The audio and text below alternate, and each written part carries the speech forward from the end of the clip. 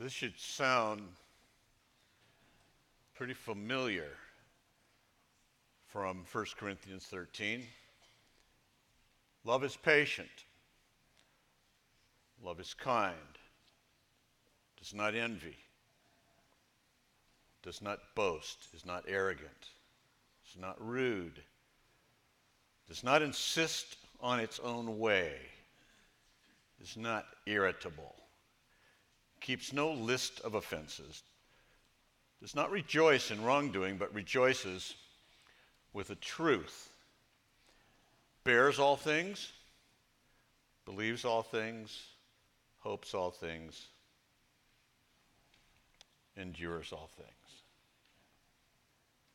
Seems like half the weddings you go to quote this short section to highlight marital love, even though it really isn't about loving your spouse or loving your children, your parents, your siblings. It can and it should inform all kinds of love. And I hope you apply it to those things today. But as we learned last week, this passage first and foremost is about loving your church family.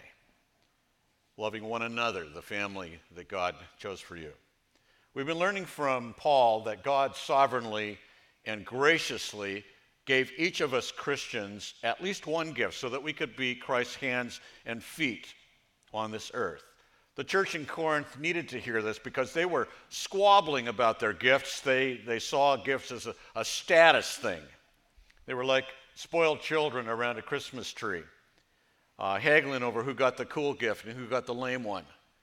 You know, who got the iPhone and who got the thin pair of socks. Paul has been teaching that every gift is essential and super important. Not one of them is lame. And even more, he has been teaching that your gift is not about you anyway.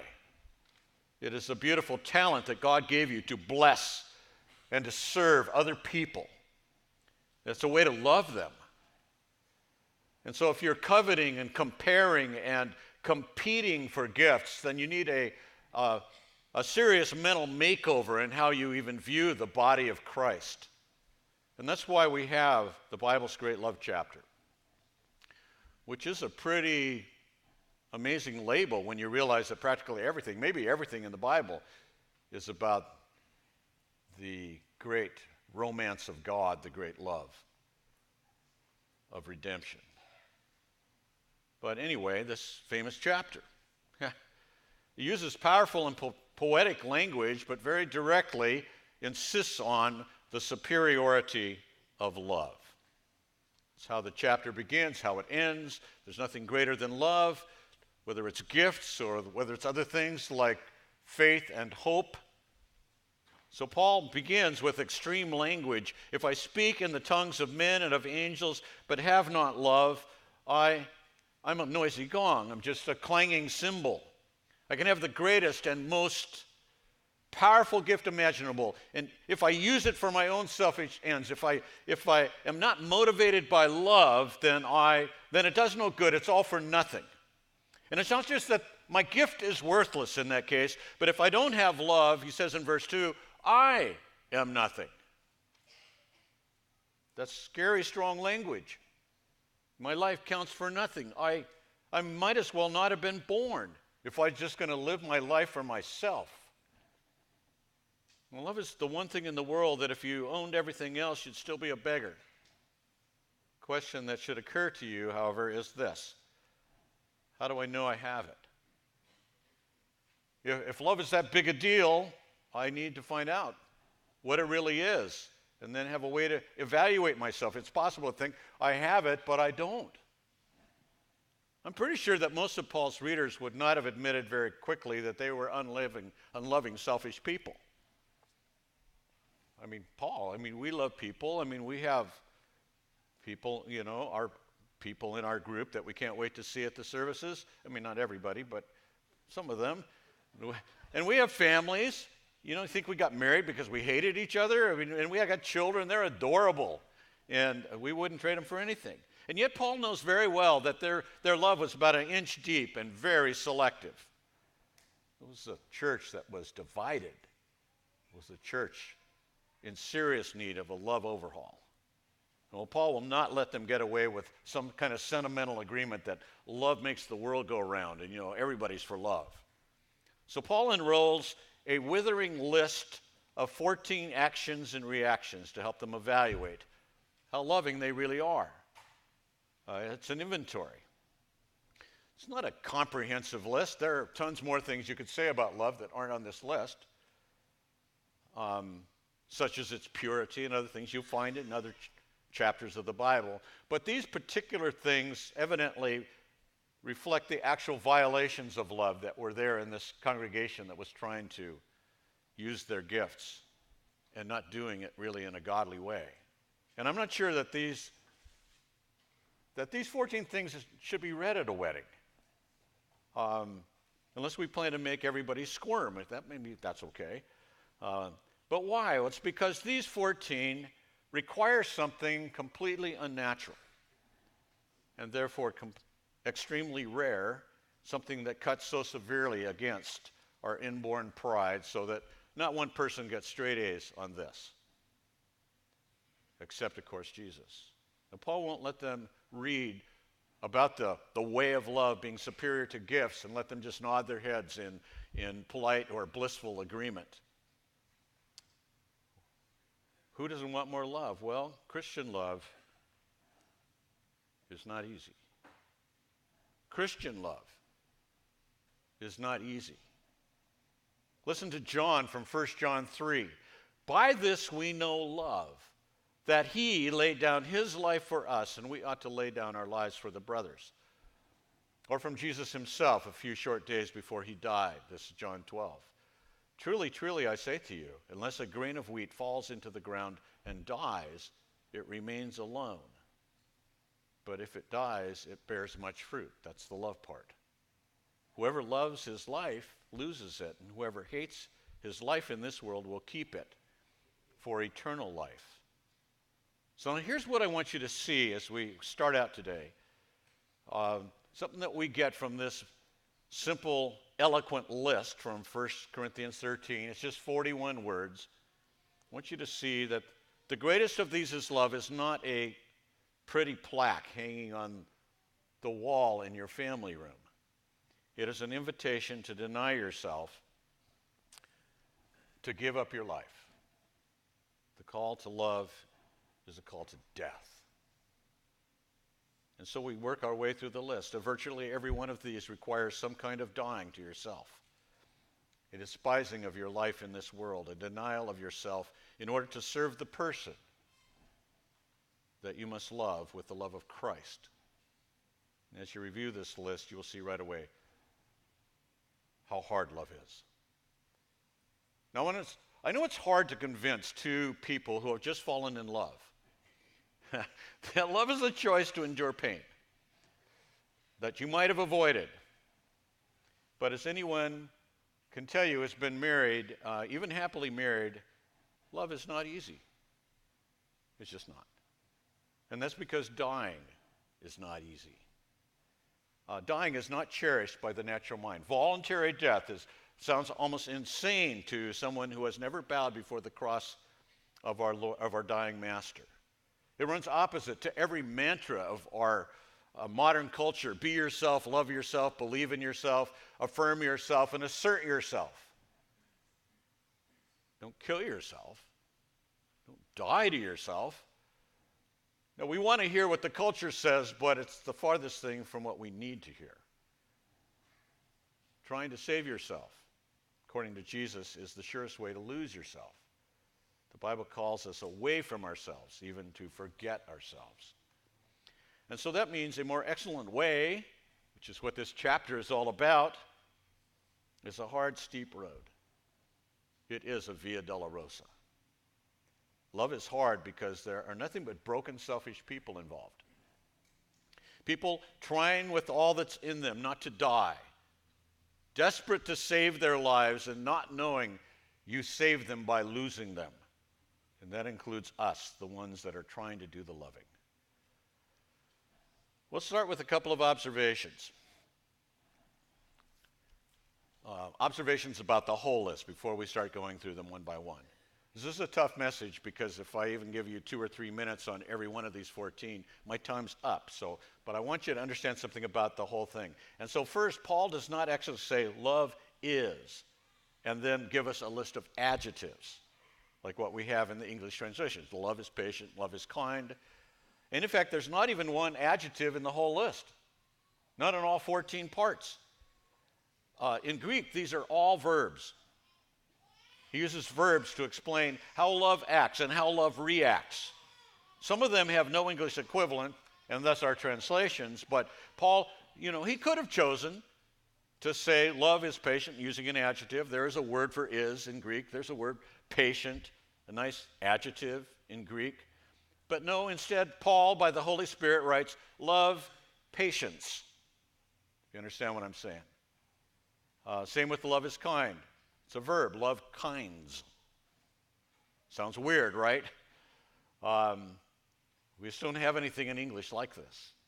But Paul is trying to give us a feeling for the dynamic efforts that love extends toward other people, rather than building a resume for yourself so that you can say, well, I'm a kind person. No, love kinds, love patience. This is toward another, away from yourself. And by the way, it's not like love as an abstract can actually do anything. This is personification. By personifying love as if love is acting, Paul is really describing what a loving person does. And if they're full of love, then this is how they act. So if love is, as we heard last week, the true measure of spiritual growth and health, not what you accomplish in this life, not your great list of honors and all of that, but well, there's a song. I love this song. I've had this in my MP3 since I had an MP3. You want it to be great. You want it to be strong. Everybody's hero, the proud and handsome one. You want it to be rich, but you never made enough. Then it asks the question, don't you know the measure of a person is in the way they love? And that's what we heard last week. This is what a person will look like who really should be honored as a real person. See, the opposite of you are nothing is you are something, truly, if you are filled with love. And so it looks like this. Now, this is not love as a feeling, it's love as an action. This is what animates a Christian, to treat people in these 14 self-denying brother and sister building ways. Each of them is a form of death to self. Now, here's the second observation, and it's that all of these verbs are actually in the present tense. And that means that these are the regular lifestyle of a loving person. This is not, the occasional throb of warm affection that you get on a summer afternoon, but the consistent actions in the daily grind of the bleak midwinter, in season, out of season. Not something you did once because you were in the mood, but the tender way you nearly always treat others, whether you feel like it or not. And that's because love here is what we call settled character. Now, Paul is talking then about love as a commitment to seek and serve the best interests of people that you may not even like. Love is a choice to do that. Love is a verb. Love that's far more than soft feelings or sweet talk, but love in deed and in truth, 1 John 3. Love that acts in the best interests of others, even if it means sacrificing your own interests. Love is a cross. There's nothing warm and fuzzy about Roman nails. And so we begin in verse 4. Love is patient. Now I'm going to take a little longer in this first one, so be patient with me while I do that. And we'll do the rest more quickly. But this sort of sets the table for the rest of them. Now, first of all, on this list, patience. Love is hard because to love broken people takes a lot of patience, and patience is not an easy virtue. We have a few babies in here. It is a rare infant who is adept at waiting. And we who are all grown up are still struggling with impatience. Lord, I need more patience, and I want it now. It takes patience to love people who don't care to march to your beat. Cooperate with your cherished dreams. It takes patience to stay in sync with people who have given up running their life by a clock. They run it by their calendar. They interrupt you when you're in a groove. You don't want to take a break, but there they are. There's the death to self in all of this. It's hard. Now, you don't need patience for easy things, like your favorite ice cream. Oh, God, help me get through this bowl of strawberry swirl. It's taking so long. No, you need patience for things that aren't going the way you want them, and that's why the call to patience is a call to death. Now, when you need patience is when you're craving, get this, you're craving for a trouble-free, smooth-running life is being thwarted by someone that you're supposed to love. And their thwarting makes you not want to love them very much. You want to react another way. Your baby, you love them dearly, but they're crying all night, and we are trying so hard not to be ticked, but we are because we know that we're going to be dragging our tail all day tomorrow. I don't even describe this. We all know what impatience feels like. Well, here's a clue. I'll give you a few clues to go around here. The word patient is made up of two short words that mean long and suffer. So at its root, it means suffers long, or love suffers long. Love hopes not to suffer at all. I mean, you don't want that, really. You really want to find the right target that doesn't require that. An easily loved person who will commit themselves full-time to make all your dreams come true. Good luck with that. But the people we actually meet and have to deal with, not that they're all intending to be mean, but they will make you suffer if you try to love them. Patience means that you have to die to the natural reaction to resent and reject a person who makes you wait, a person that resists your agenda, someone that drags their feet, somebody that cuts in front of you, somebody that disrespects your authority or your expertise. To suffer long always starts with suffering short, and then doing it many times over. And if you don't want to suffer, then okay. Don't love anybody or anything. Not even a pet. Love inevitably makes you vulnerable to hurts, especially if your heart gets involved.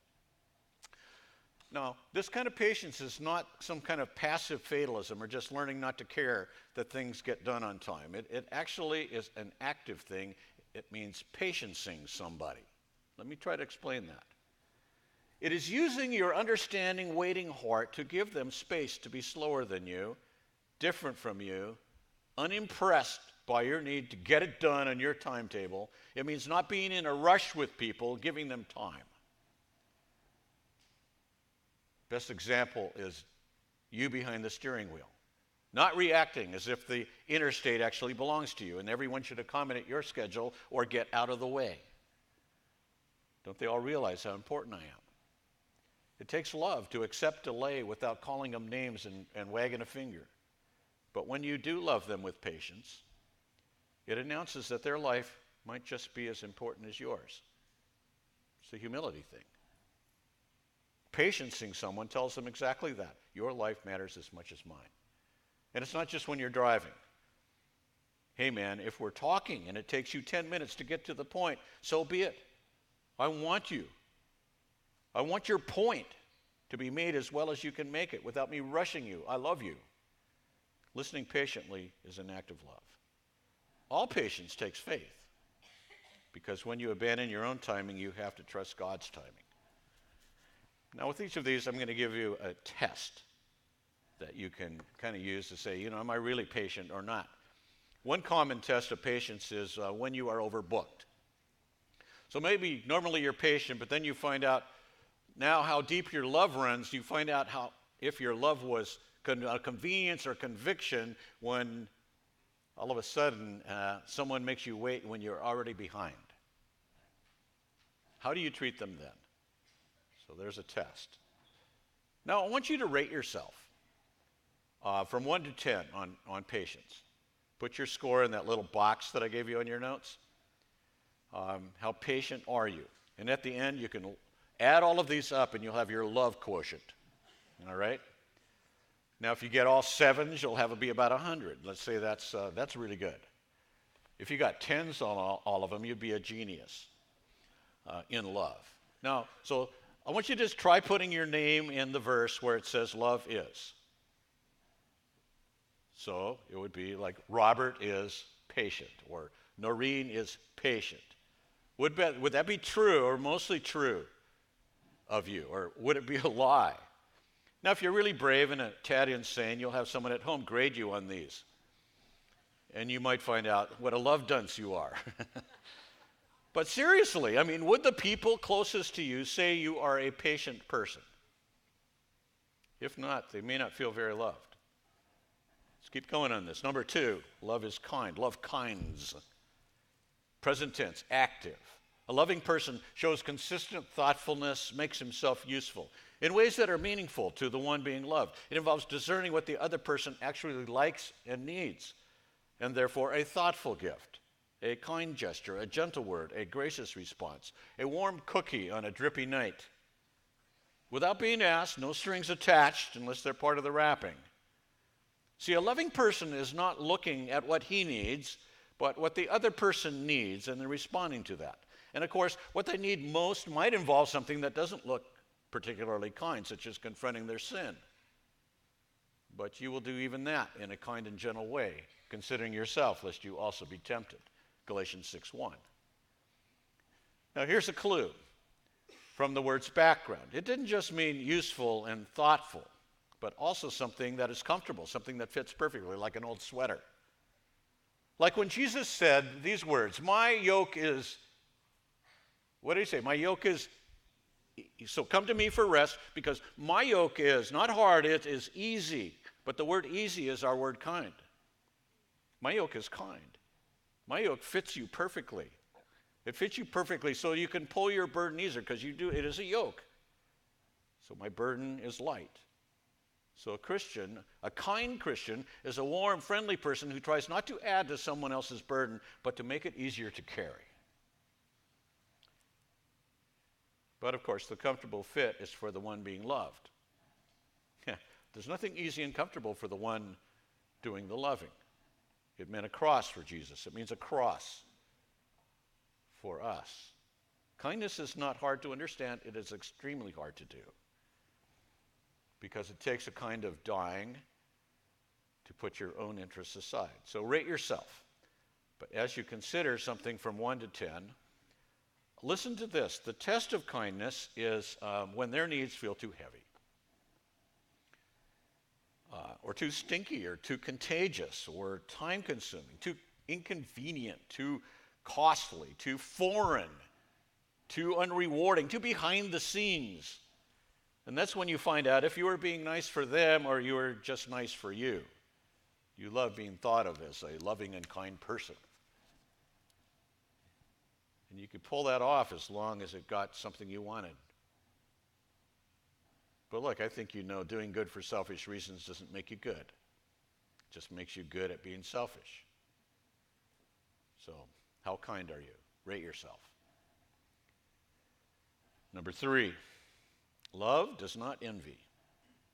A loving person does not burn with jealousy when others succeed. Now, Paul begins now to tell what love is or does by defining what it does not do. And about half of these traits are negative like that. So he's saying that if you are envying, then you're not loving. It can't be both. Now, the clue here is that the word means burning or boiling, inflamed. It's an intense emotion, sort of like steam building up in a pressure cooker until it's ready to explode. Love turns down the heat. It refuses to resent it when another person succeeds, but instead does what? Celebrates their successes. So these negatives really imply a positive. And in this case, instead of burning with jealousy when others succeed, we do what Paul said in verse 26 of the last chapter: when one member is honored, all rejoice together. Not only applauds them when they do well, but is part of helping them blossom wherever possible. This is what counteracts the loveless action of tearing others down in the hot pursuit of making yourself look better. So rate yourself on this one. Put in your name. You are not envious, or are you? Now, in this case, you say, I am envious, so I'll give myself a 10. No, you have to use a low number. All right, you're going to do great on this quotient if you do it that way. Now, do you tend to stop loving and helping people who already have what you are lacking? And here's the deal. Do you resist promoting someone whose newfound have will make you a have-not? This is the test. When they're growing bigness, which you are promoting, you're trying to get behind them, you're applauding them, and you're encouraging them. What about when that makes you look smaller and smaller? And then what? Here's when you have to die to your selfish ambition by just trusting God that He has you right where you need to be, even if it's in an obscure place. Honestly, it's hard to love people who overshadow you. It's hard to be Joseph's brothers. Didn't get the fancy coat and the cool dreams. It's hard to be John the Baptist, who had been the A-lister, the headliner of Israel. And now from his jail cell, he must say, he must increase, I must decrease. It's hard when the person you helped to become a somebody actually replaces you. But then you just have to trust God. You put out the flame of envy with the cool water of faith. So rate yourself. How are you doing with envy? Number 4, love does not boast. A loving person does not show off in order to get others to admire him and thus serve him. Now face it, we all like it when people make a big deal about us, like our birthdays. How many like their birthday every year? Well, when you get older, you don't care, but because you can't count that high anymore and it's embarrassing. But anyway, but you only wish that, you could be there to hear all the glowing stuff they say at your funeral. Well, here's a clue about this. One of the ancient writers used this word to refer to a windbag. Now, most people won't actually brag in so many words, at least not too often. To be singing how great I am sounds crass even to an ego freak. But maybe you're always wanting to play the games you're good at. And then you sort of bow out when someone wants to play something that you always lose. You understand where I'm going with this? We try to cover our weak points. We want to highlight our strengths. Now, maybe you put yourself down once in a while, but it's really a way to fish for compliments. You find it hard to laugh at yourself when you goof up or somebody makes fun of you. So when it comes to serving in the church, which is kind of what this is all about, then you might be teaching the kiddos, but simply for kudos. So rate yourself. Think about the flip side of bragging. Are you happy instead to brag about others because you are impressed by what they do? Do you invite wise criticism of yourself, or do you always want to hear nothing but praise? Think about that in a marriage, where your identity is tied up in how much your spouse praises and admires you, where you actually pressure them to be less than honest with you. All of this requires a heavy death blow to your selfish heart. The self-exalting me has to die. Now, one test, and there are several tests for each of these, probably if you think about it, but one test of this is when you're actually doing well and you have done a good thing and you don't advertise it, but you have come up with an idea that solves a sticky problem, and then somebody takes credit for what you did, or somebody gives the wrong person the credit for your brilliant idea. They grab all the glory that belonged to you. Do you still love them? Or does your heart kind of go cold, or does it boil up with a mighty desire to demote them, to knock them off that place of praise? So rate yourself. Number 5, love is not arrogant. It's interesting how so many of these have to do with pride and humility. Probably the best thing you could ever develop to be a better loving person is not think so much of yourself. Humility is part of it. So love is not arrogant. A loving person does not cherish inflated ideas of his own importance. That's how J.B. Phillips translated this in his paraphrase. Now here's a clue. The verb here has its background in the literal idea of puffing up or inflating something. Remember chapter 8 used this word. Knowledge puffs up, love builds up. Same word. So let's go with that. What motivates you more? Building up yourself, which he calls puffing, but building up yourself, or building up your brother or sister. I'm sure that we won't give up our obsession with our own status in favor of promoting others until we deal another death blow to this imbalance. So I'm more interested in me than them. When you're consumed with your own importance, it makes it impossible to stoop very low Like things that are beneath me, well, they're going to be beneath you until you get low, like washing feet or cleaning toilets or wiping bottoms in the nursery or sleeping in filthy conditions on a mission trip. It takes loving humility to do those things. So rate yourself on arrogance. Are you arrogant or not arrogant? Here's a test. When you've held back, you let others go before you, promoted their place in the pack, and then you are left in the back in the shadows without anyone bothering to promote you. No reciprocation. Nobody cares. Then what do? Well, if that brings resentment and misery, then you are losing the battle of self-importance. Well, when is it my turn to display all of my greatness? Well, love is content with the answer, maybe never. Humble love says it's enough that others advance, even at your expense, because you know that any high value to your soul really was only there by grace. I mean, Paul has already said in this letter, what do you have that you did not receive? So let your selfish arrogance die. Number 6, love is not rude. Loving person does not ignore the standards and sensitivities of the other. The clue here is that just the word means shameful or disgraceful. So that means that you refrain from things that offend and embarrass other people. Maybe they make them suspect your holiness or your care for them.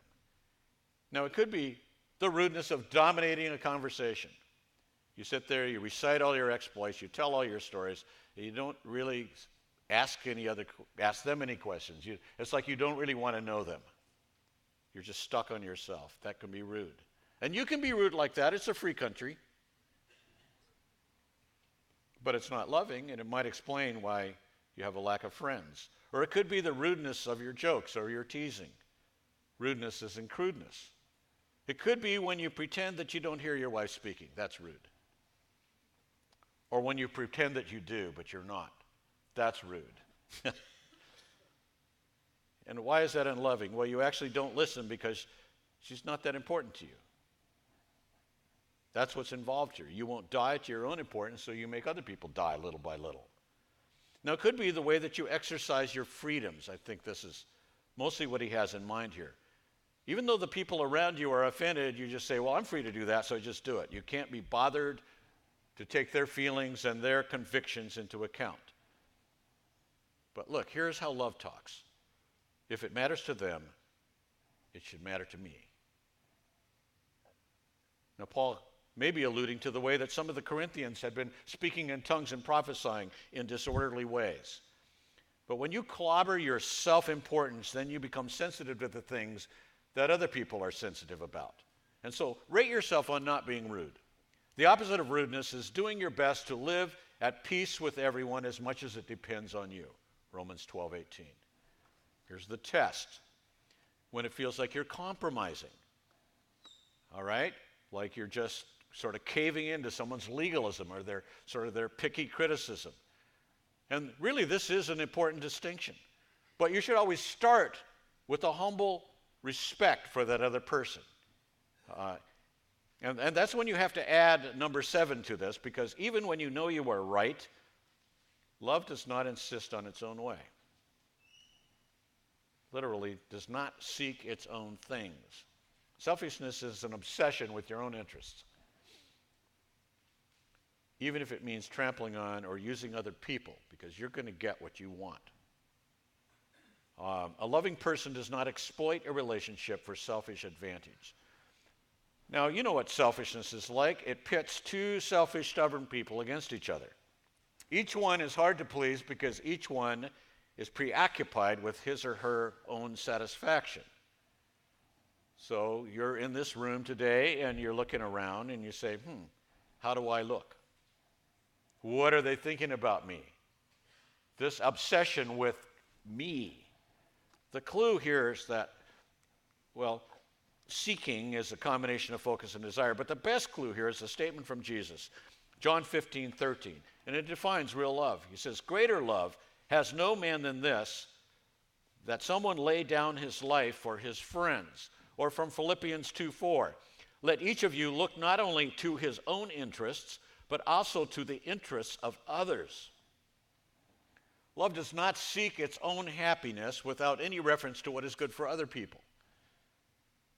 Now in Philippians 2:4, that word also is important. It said, let each of you look not only, the word only is not in the original, but it's implied by the word also that comes in the second part, but also to the interests of others. In other words, you don't decide what's happy for you and just not care if that is impinging on the happiness of others.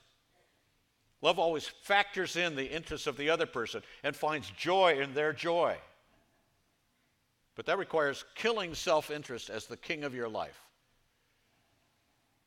There's a neat little book I would recommend to you. I like to recommend books. The Freedom of Self-Forgetfulness by Timothy Keller. The Freedom of Self-Forgetfulness. Okay, so I want you to rate yourself. How much do you need the world to revolve around you? Give yourself a low score if you get stubborn when you don't get your way or you manipulate people until they give in. Here's a test, and I'm not going to expand on this too much, but it's when the other person is very compliant.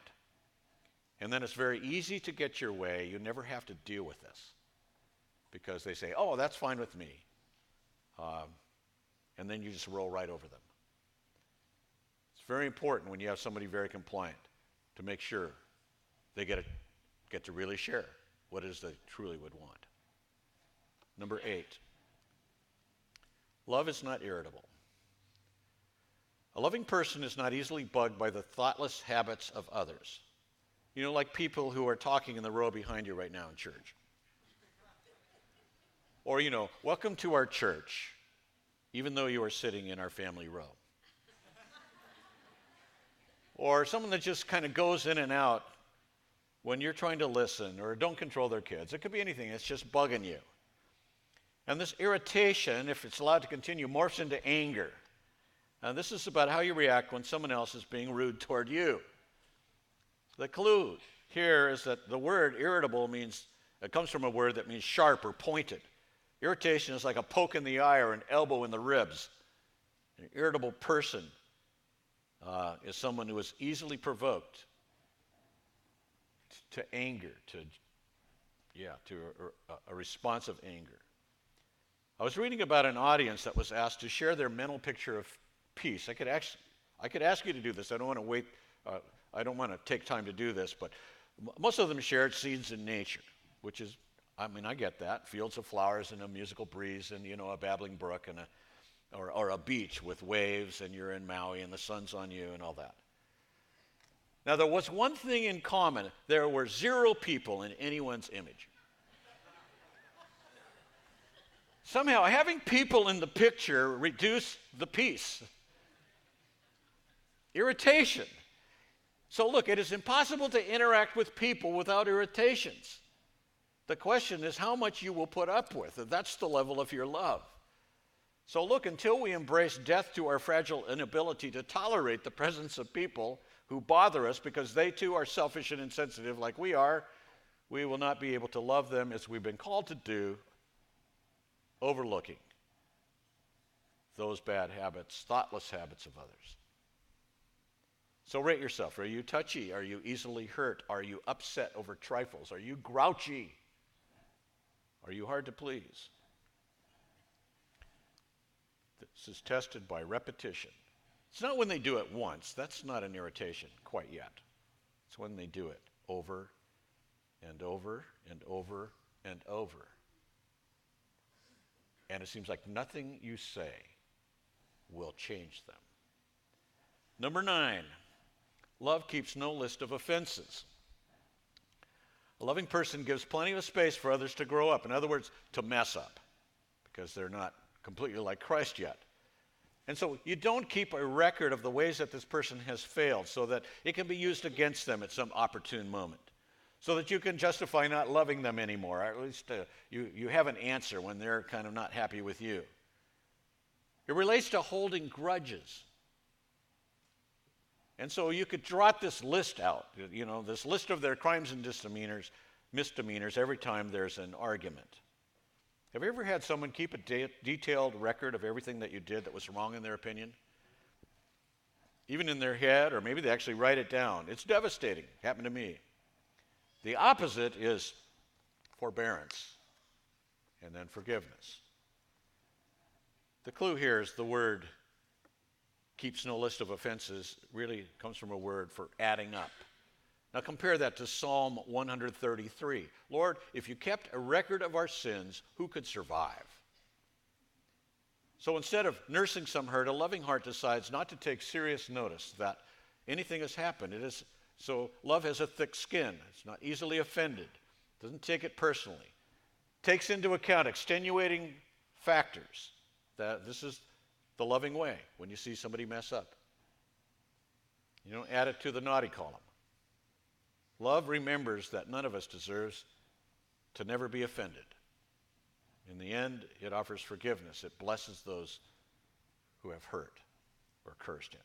Now, this is something that really requires the death to our fragile ego, which insists always on impeccable treatment from his fellows. Rate yourself 1 to 10. And the test here, you'll know exactly what I mean when I say 70 times 7. Peter wanted to know, how many times you got to forgive somebody? And Jesus said 70 times 7, which meant this: stop counting.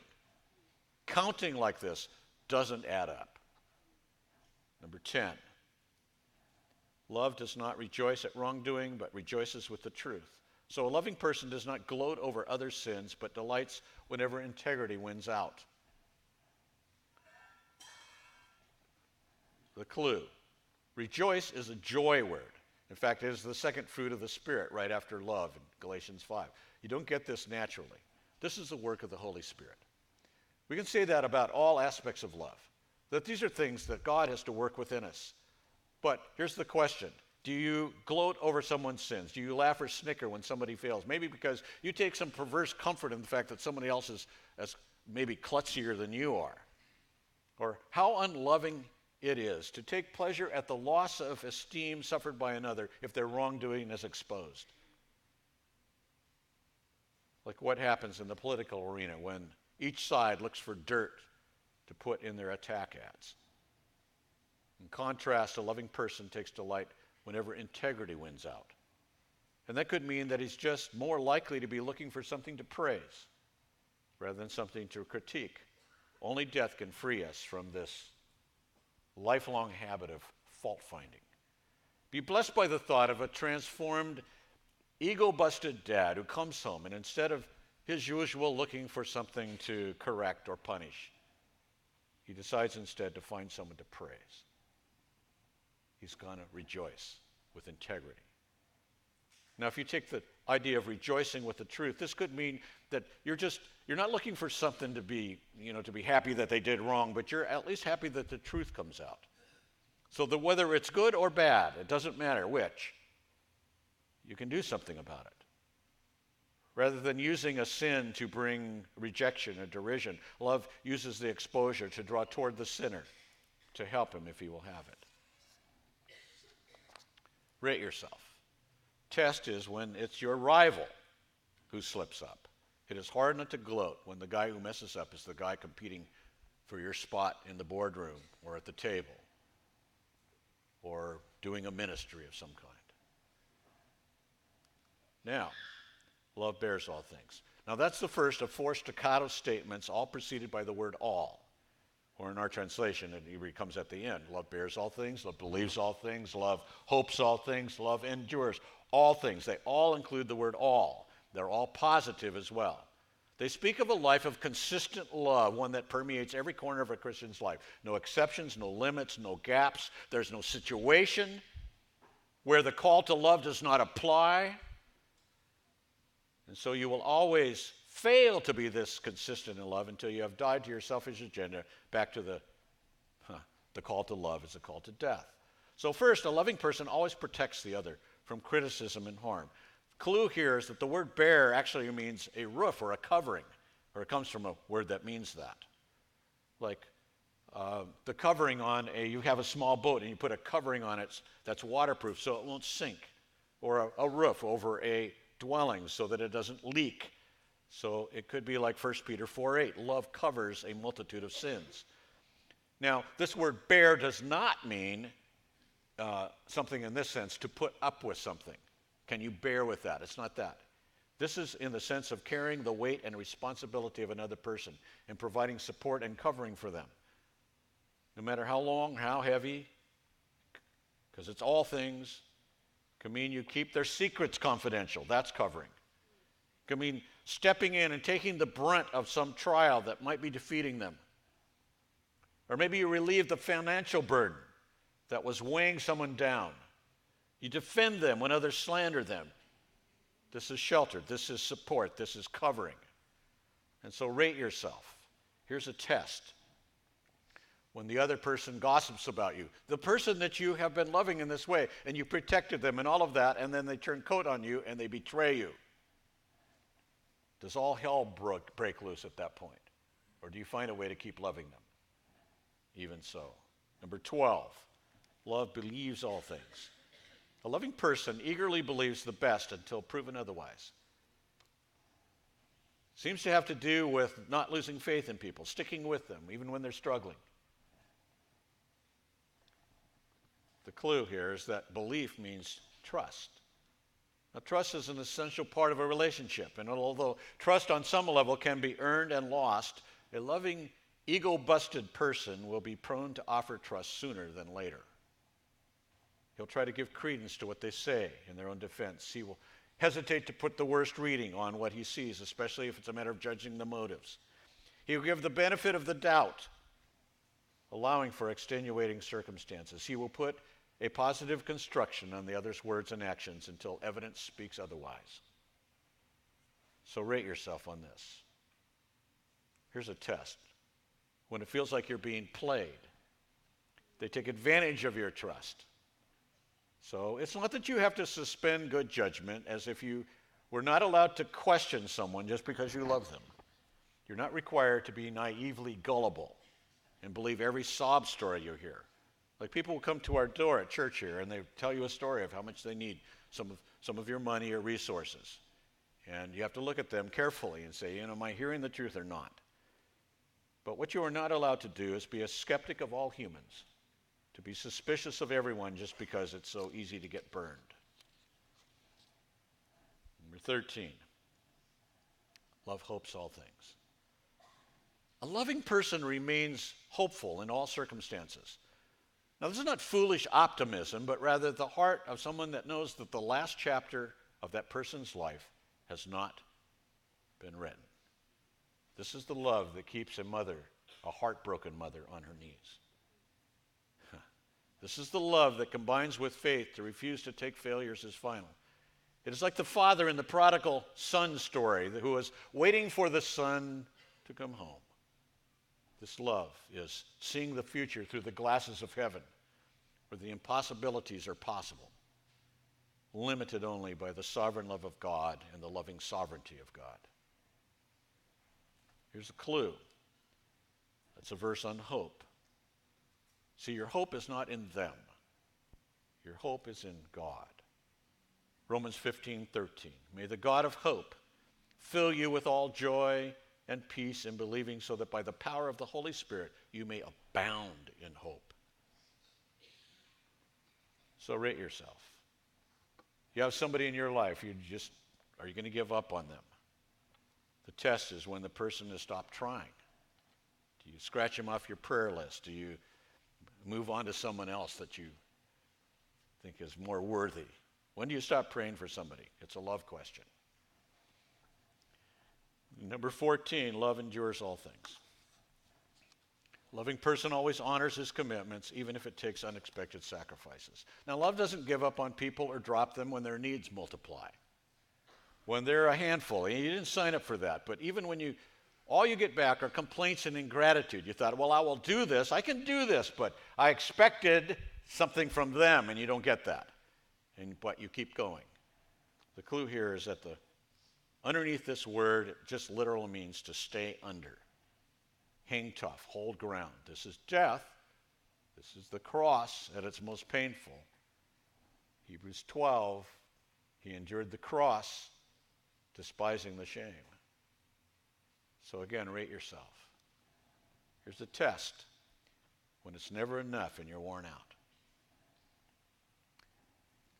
You put so much into a relationship, and that other person is so demanding, it's like a bottomless pit. You might have a marriage like this. Love is often pushed to the limit, and that's when we find out how much we need the Lord in his undying love to make ourselves willing to die. How long do you have to endure? Well, you might ask Jesus. This is from the words of Max Lucado, but Christ himself, saying, long enough to be called crazy by my brothers and a liar by my neighbors, long enough to be run out of my town and my temple, long enough to be laughed at, cursed, slapped, hit, blindfolded, and mocked, long enough to feel warm spit and sharp whips and see my own blood puddle at my feet. How long? Until the rooster sings and the sweat stings and the mallet rings and a hillside of demons smirks at a dying God. Long enough for every sin to so soak my sinless soul that heaven will turn in horror until my swollen lips pronounce the final transaction. It is finished. How long? Until it kills me. Even when it takes unexpected sacrifices. I have a simple story of love that went beyond the call of duty. It was a day of pink azaleas and white dogwoods in April 1935, and Willie Ann Babe Hill lay dying. She needed to rest and couldn't. She worried about what would become of her nephew Joe. This was the Great Depression in Lincolnton, North Carolina, a town of 4,000 people in the segregated South, where everyone knew each other by face, if not by name. Joe Hill was 15 years old, mentally handicapped and black. His Uncle Henry didn't have it in him to care for Joe, and he knew of no one else to turn to in their community. So Henry Hill went to Marvin and Mattie Leatherman, who lived in a white neighborhood off Main Street and had helped him before. Willie Ann used to clean the Leatherman's house, and Joe sometimes mowed their lawn. Marvin Titus Leatherman, MT to colleagues, was a lawyer who would reach into his pockets to pay court fees for poor clients and who counseled against divorce. Mattie Leatherman was the neighborhood angel of mercy, the mom who baked birthday cakes for the children of others, the neighbor who nursed the sick. Henry pleaded with them. Babe said she can't die until she finds somewhere to send Joe. She doesn't want him sent off to some institution where he won't have somebody to look after him. Mattie reassured him, you tell her to go in peace to the Lord. God has made a place for Joe, and he'll put him in it. The next day, there was a knock on the Leatherman's door. Mattie peered past the sheer curtains, and there stood Joe Hill. Beside him, a rusty metal cot. Mattie hadn't meant she'd take him in. Yet there he stood. Marvin told his wife there was only one thing to do. If they didn't take him in, Joe might die. They built a house out back, painted it white like the big house, barely 9 by 20 feet. It had room for everything he needed, a bed, a dresser, and a kerosene heater. It was Joe Hill's house. He was proud. The Leathermans had one child of their own, Marguerite. Though Joe was 10 years older, he and Marguerite grew up together, opening presents on Christmas, blowing out birthday candles, and going for Sunday drives with the family. Little Marguerite called her parents Mama and Daddy, and Joe took to calling them that too. He was like a child, and they taught him by example and affirmation. Saturday nights, Marvin sat beside Joe and taught him the same Bible lessons he would teach the next morning at First Baptist Church. The rules of white society might not let Joe through the church door, but Marvin was determined he would not suffer because of it. Marvin tried to walk his life according to Matthew 25.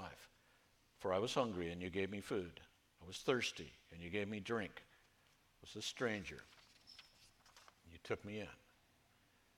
They settled into a routine that lasted more than 45 years. Promptly at 7:30 each weekday morning, Marvin strode off to his law office. Half a mile away, here was the dean of Lincoln County lawyers, the former county attorney and state senator, cutting a distinguished figure down Main Street, and always a few paces behind, Joe Hill, struggling to keep up, smiling a big smile and flinging his right arm in greeting. "Hello, MT," neighbors called out. "Hello, Joe."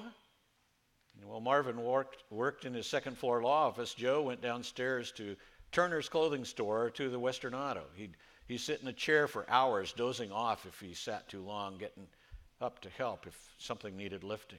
As much as Marvin was a fixture at the county courthouse, so was Joe on Main Street.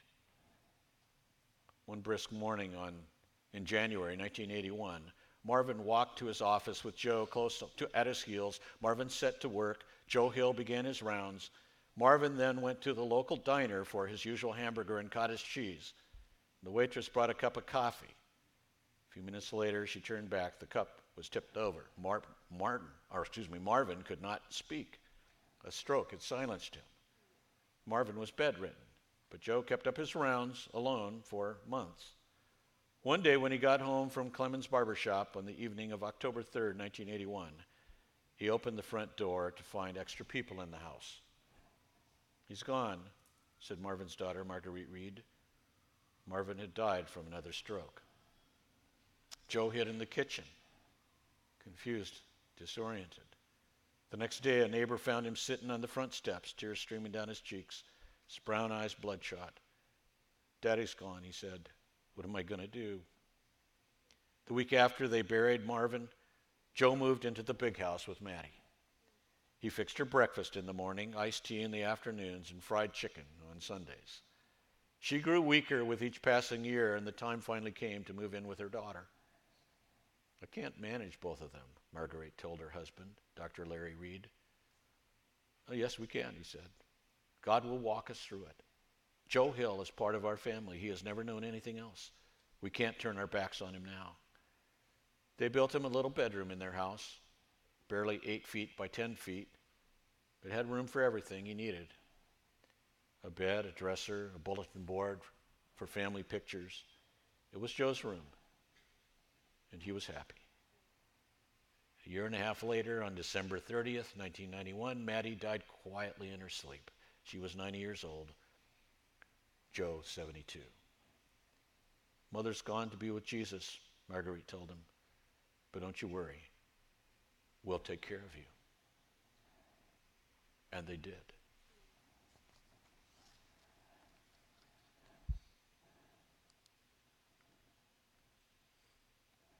I've got a love project for you. I'm going to make this very fast, but I think you can pick up. I want you to write 111. I want you to choose one person, like you're Joe Hill. I mean, you can say, "I want to love the whole church," but I tell you, love gets down to people. A person that came to mind, someone that needs special love, someone that is especially hard to love and you haven't done very well. That face that came to mind while we were talking about these things. Or someone that has hurt you and you have turned your heart off. Could be anything. So choose one person. The second one, choose one trait. Maybe it's your lowest trait of love. The thing you gave yourself the lowest score on. You're an impatient person. You're irritable and you hold grudges and you're domineering, or just choose any of them and do some dying. And go out on a walk or a drive and say, "God, I don't want to be that way anymore. So slay this selfish heart, because I don't want to hurt my family anymore with my impatient outbursts and the ways that I demand what I want. They need to be changed." And then clear your conscience and go to the people that your lack of love has hurt and say, "Forgive me and pray for me and help me." And the third one is pick one mentor, and his name is Jesus. I don't want you to be self-absorbed like you're thinking all the time, "Oh, I wonder how loving I am today." I want you to look at Jesus. You can see from this list something, that's a kind of love you can't produce, but let it remind you of a love that you cannot resist. Because every one of these things is a quality of Jesus Christ. And I would hope that on the day of your death, and when they yank you into, put you in a box and yank you off to a funeral somewhere, and they talk about you, and they would say the same things about you that they would say about Jesus, who is your head and you are his body, or you are his hand or a finger or something else. And that loving head was always patient, and he was kind. And our friend did not envy because Jesus did not envy. And he did not boast, and he was not arrogant, and not rude, not insist on his own way. He was not irritable because his mentor, master, the shepherd of love, was not irritable. And he kept no list of offenses. He was so forgiving. Did not rejoice in wrongdoing, but rejoice with the truth. And our friend we're bearing here today he bore all things. He covered other people. He protected them. He believed all things. He hoped all things. Like my father has prayed 53 years from the day that he learned that my sister had turned her heart off from Christ. And this very morning I know that my father prayed for her. Endures all things. That's our master. Because here is the Lord. Well, let's put it this way. To him, I am Joe Hill. And he says to me, I'll take care of you. Prepare you a room. Give you a purpose. Because I love you. This is Jesus. Let's pray.